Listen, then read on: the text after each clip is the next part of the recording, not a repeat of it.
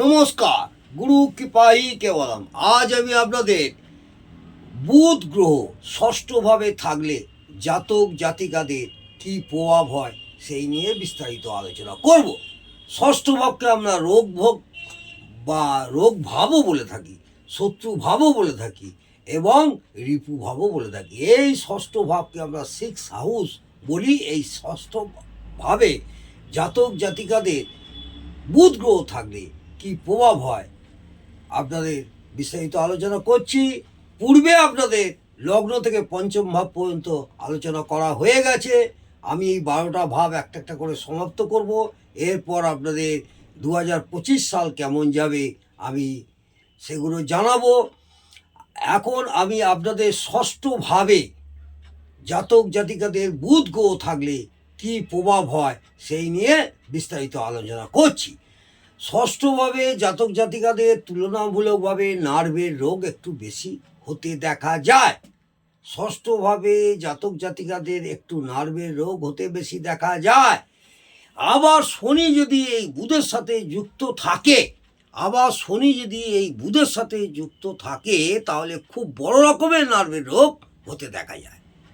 ফলে এর থেকে মানসিক সমস্যাও হতে পারে, কারণ ষষ্ঠ ভাব হচ্ছে রোগের কারক গ্রহ। ষষ্ঠ ভাব হচ্ছে আমাদের রোগের কারক গ্রহ। বুধ নার্ভের কারক গ্রহ। বুধ হচ্ছে নার্ভের কারক গ্রহ। শনি হলো নার্ভ সিস্টেমের কারক গ্রহ। শনি গ্রহ হলো নার্ভ সিস্টেমের কারক গ্রহ। এই বুধ মঙ্গলের সাথে অশুভ অবস্থায় থাকলে, এই বুধ যদি মঙ্গলের সঙ্গে অশুভ অবস্থায় থাকে তাহলে রক্ত চলাচলের সমস্যা হতে পারে, মাংসপেশির সমস্যা হতে পারে, পায়ের হাড়ের মজ্জা ক্ষয়ে যেতে পারে। হাড়ের ভিতরের মজ্জার কারক গ্রহ হচ্ছে মঙ্গল, এটা মাথায় রাখবেন। এদের পেটেরও রোগ বেশি হতে দেখা যায়। এই সব জাতক জাতিকাদের পেটের রোগ বেশি হতে দেখা যায়, কারণ কালপুরুষের অঙ্গ বিভাজন অনুযায়ী ষষ্ঠ ভাব নিম্ন উদরকে নির্দেশ করে। অফিসের কাজকর্মে এরা খুব পারদর্শী হয়।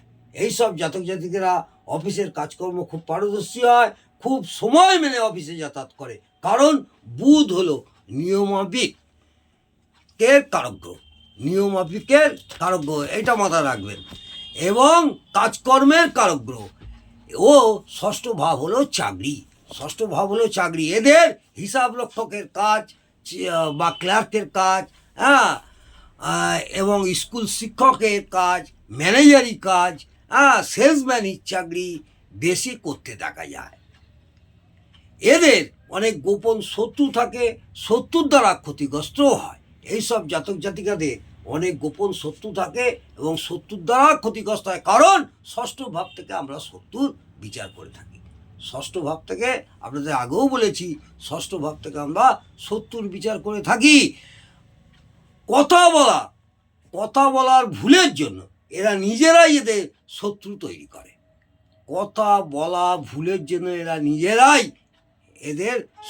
করে। এর একটু বেশি রুগ্ন প্রকৃতির হয়।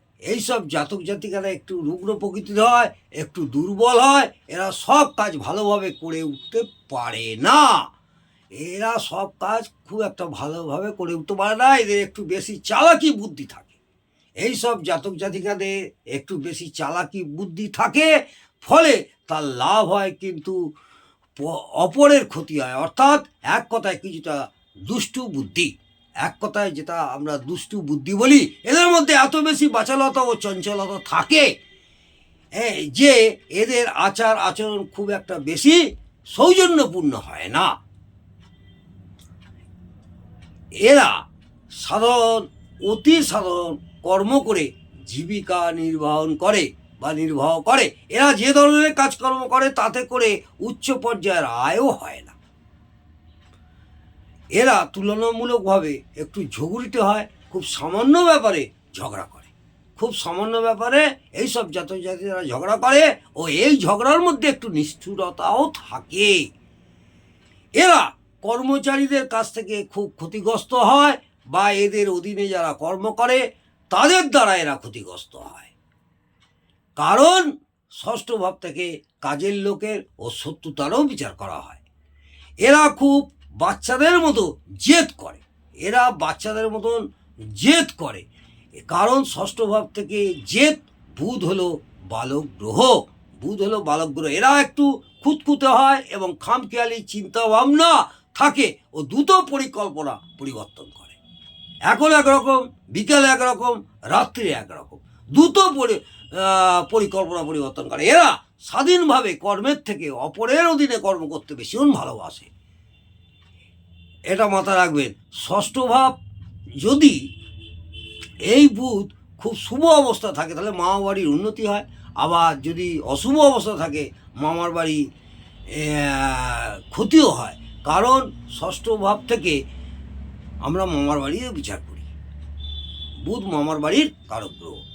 এই বুধ যদি পাপ দৃষ্ট, পাপ পীড়িত, পাপ মধ্যগত, শত্রু গৃহগত, দুস্থানগত, দুস্থানপতি হয়, বাদক স্থানে থাকে বা বাদকপতি হয়, নিচস্থ বা নাশস্থ বা অশুভ অ্যাসপেক্টে থাকে, ষোড়শ বর্গে বল কম পায়, তখন সমস্ত শুভত্বের পার্সেন্টেজ কম হবে।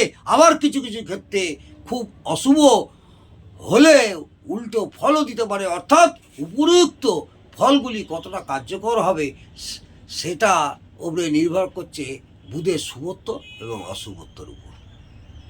আজ আমি এই পর্যন্ত আপনাদের বুধ গ্রহ ষষ্ঠভাবে থাকলে কি হয় সেই সম্পর্কে আলোচনা করলাম। আগামী দিনে আপনাদের সপ্তমভাবে বুধ গ্রহ থাকলে কি হয়, জাতক জাতিকাদের কি প্রভাব পড়ে সেই নিয়ে বিস্তারিত আলোচনা করব। আমি আপনাদের 12টা ভাব আস্তে আস্তে শেষ করব। আগামী দিনে আপনাদের নতুন বছরের সম্পর্কে আলোচনা করতে চলেছি। এই ভাবটা শেষ করার পর আপনাদের নতুন বছর নিয়ে বিস্তারিত আলোচনা করব। যদি আমার এই ভিডিওটি আপনাদের ভালো লাগে অবশ্যই কমেন্টে জানাবেন এবং একটি লাইক করে আমাকে উৎসাহিত করবেন।